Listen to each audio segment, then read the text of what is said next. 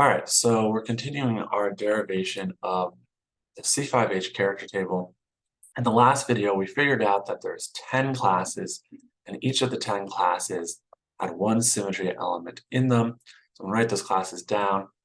It doesn't really matter what order you put them in. By the way, on the top left of this point group, of this character table, I'm gonna put the point group. This is going to be a pretty long character table because there's 10 different classes, so we're in 10-dimensional space. But we'll try to fit everything here. We have identity. We had a C5. Oops, and I should not be using hat notation here. Hat notation symbols an operation, and now we're talking about classes. So I have a C5. I have a C5 twice. I have a C5 3 times. C5 4 times. And so see the previous video for how I came up with this. Sigma h, horizontal mirror plane. I have let's see if I can make that a little straighter. I have now my improper rotation axes. Okay. So those are things like S5,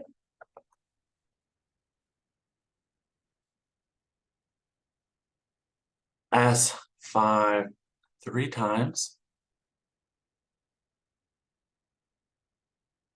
S5 5 times, S5 7 times, and lastly, S5 9 times. All right, so very large character table here. So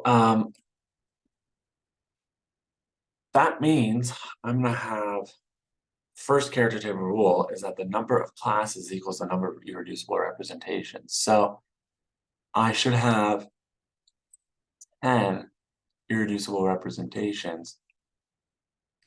And I'm calling them right now gamma 1 through 10 because I don't know what the Mulliken symbols are.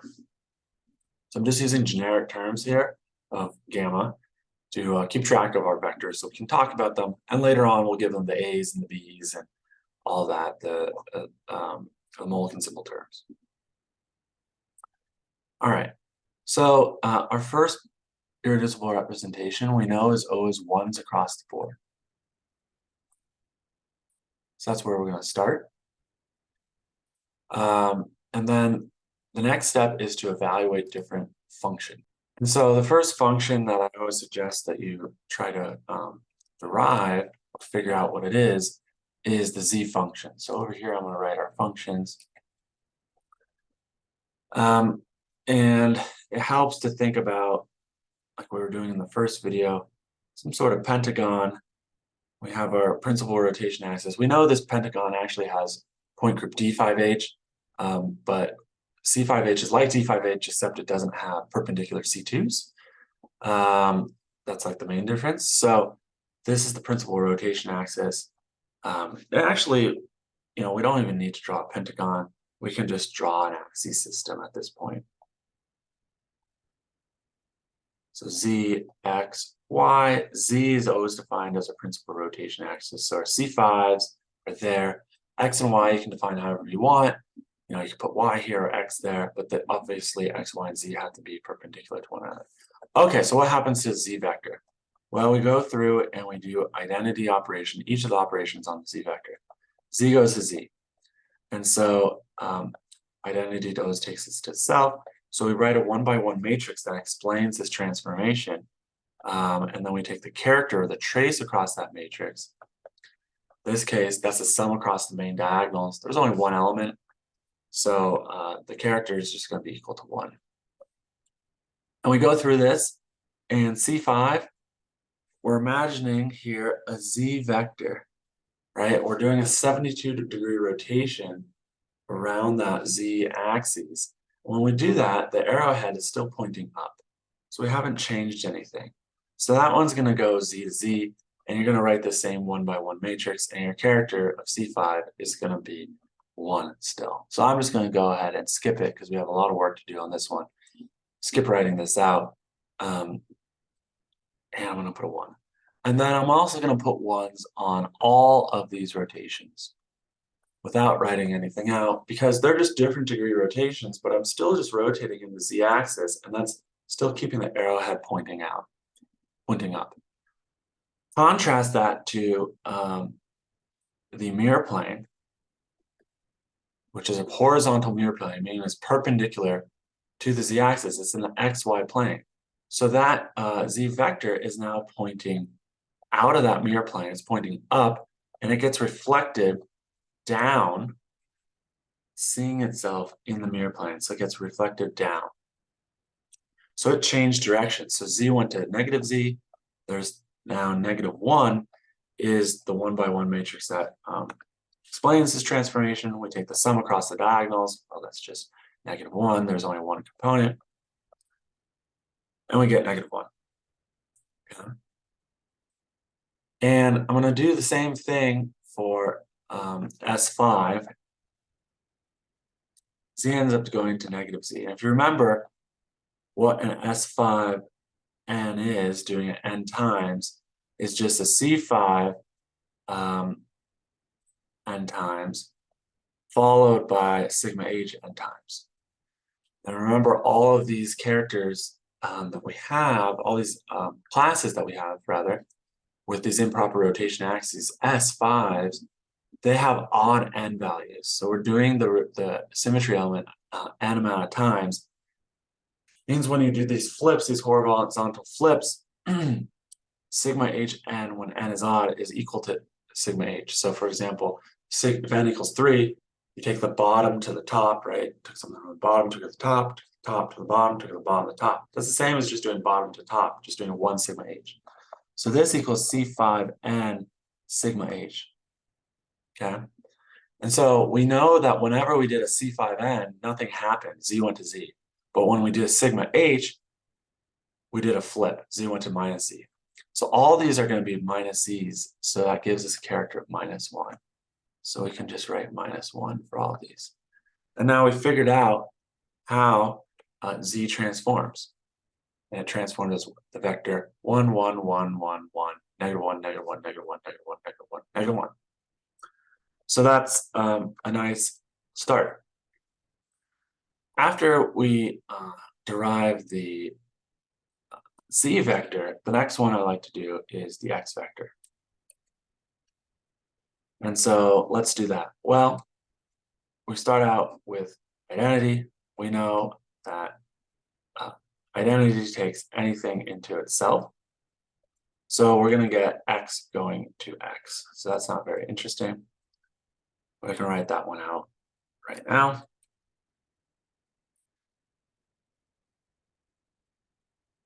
What about the C5? Well, we can visualize that. Here's a C5, here's the x vector. We're going to be doing a 72-degree rotation across the z-axis. So we're going to get something that doesn't quite go to y, because that would be 90 degrees. And in fact, it's going to go into a linear combination of x and y. And so we have to use the rotation matrix, 2x2 rotation matrix, that explains how you take the vector, the point xy, and go into something that's rotated. And that's given by some trigonometry. Cosine 2 pi over your n value, we have an n of 5 for C5, minus sine if we're going in this direction. The math works out even if you use a positive sign here. Sine 2 pi over 5 and cosine 2 pi over 5. And so then we end up taking the trace of this matrix,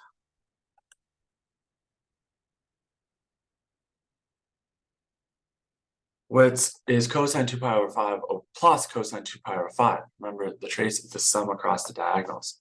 So the character is actually C5, chi of C5, is 2 cosine 2 pi over 5. So that's what we're going to enter up here under C5.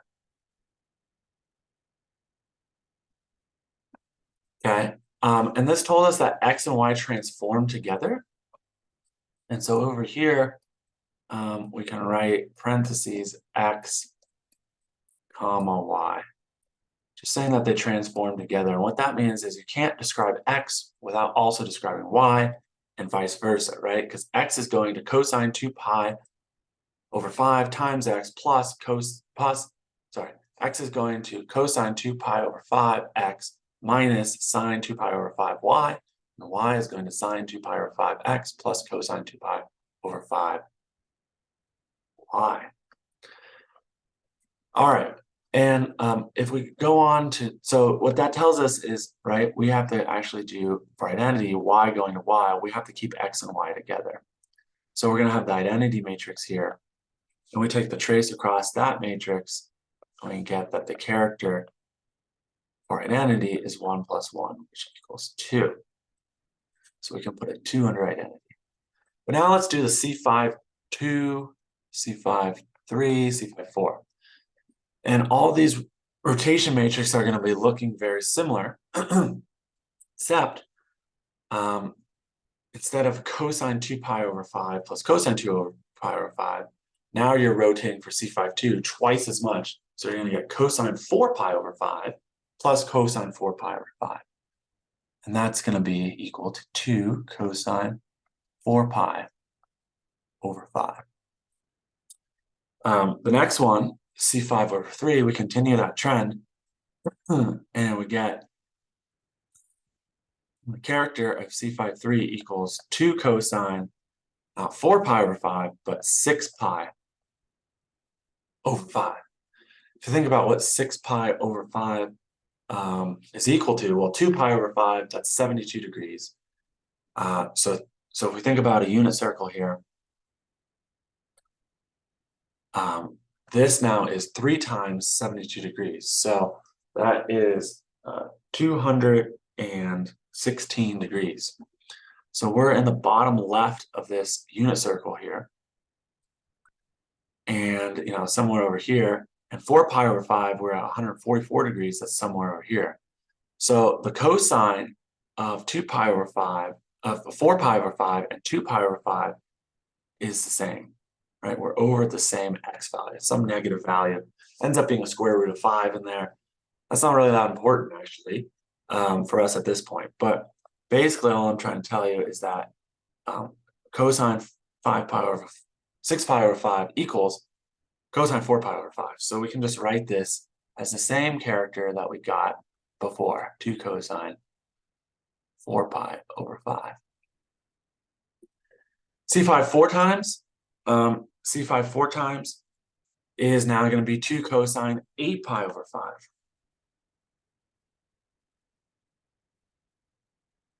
It's rotating along here. And cosine 8 pi over 5 is equal to cosine 2 pi over 5. And you can imagine why. Now, maybe I should use a different color. Now you're talking about this portion of the unit circle, and your x value is the same as you were when you just did a 72.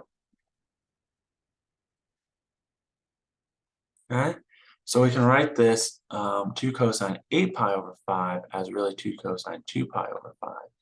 It's the same value we got for C5. So we're just trying to come up with, you know, some nice patterns here, 2 cosine 2 pi over 5. Okay, what about sigma h? Sigma h is actually an easier one because we're talking about x and y vectors. And so if we have a y vector and we have the mirror plane is in the xy plane, well, if you have a vector in the mirror plane, we're not above or below it, it doesn't do anything. So x just goes to x, y just goes to y, and we're going to get the same identity matrix where, you know, we have this 1 by 1 matrix, or this ones on diagonal matrix, which explains the mathematical transformation of how xy goes to xy. We take the trace across that matrix, and we get 1 plus 1 equals 2. So we get to put a 2 here. Okay. And now for S5, remember in S5, we did this before, and S5n is just equal to C5n times sigma hn, and all these n is odd, so this just equals to C5n over sigma h. So really this, but we know for x and y, the functions that we're testing, sigma h didn't do anything. We just came up with that. So this part really doesn't do anything. So we're just going to have the same character as we had before for C5. So all these we can just copy over. 2 cosine 2 pi over 5. 2 cosine 4 pi over 5. And 2 cosine 2 pi. 4 pi over 5. 2 cosine 2 pi over 5. And let's see, 4 pi over 5, and then we actually have to think about things a little bit here. So let's be careful. Can't quite copy.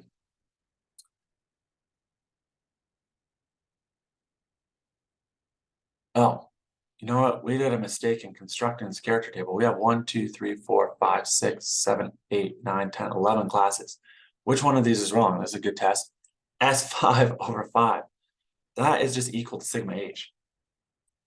In the previous video, we did not have that as a unique symmetry operation, right? Because C5, 5, I just realized it now, is just equal to identity. So that is not an operation. Sorry about that. So this is good because I was running low on room. S5, 7, we'll move it over there. This is S5, 5. This is S5, 9. Okay, and so this one can be erased, and that's great because it gives me more room. And this is Z, and this is X, Y. There we go. So now this is going to be 2 cosine 4 pi over 5. So I just copied this over, right? We have to make sure that this logic holds. And so let's check that now. What I mean by that is, what is an S5, 3? Okay. S5 one time. Let's check this one. S5 one time, because we're doing shortcuts here. So you got to make sure our logic is good. S5 one time is just C5 followed by sigma h. So we know that sigma h doesn't do anything to x, y, transform as the identity. So it should be the same character as C5. Boom, it is. C5 3 times, S5 3 times is equal to C5 3 times. So we actually need followed by sigma h. So sigma h doesn't do anything. So it's the same character as C5 3 times, which is this one. So we're good. S5 7 times now, we skipped the S5 5 times because that was equal to sigma h, is equal to an S5 2 times followed by sigma h, right? Because we have 7 C5s we're doing, and 5 of the C5s takes you to identity, and so you have 2 left over. So, sorry, this should be a C. So, and we know sigma h for x and y doesn't do anything. So we need the same character as C5 2, and we do. And then our last one is S5 9 times. That's actually equal to C5 4 times, followed by sigma h. Sigma h for this case doesn't do anything, so we should have the same character as the C5 4, 2 cosine 2 pi over 5, which we do. So we're good. So I think we're gonna stop there and we'll go to part 3 of the video next. We're just gonna next come up with different functions.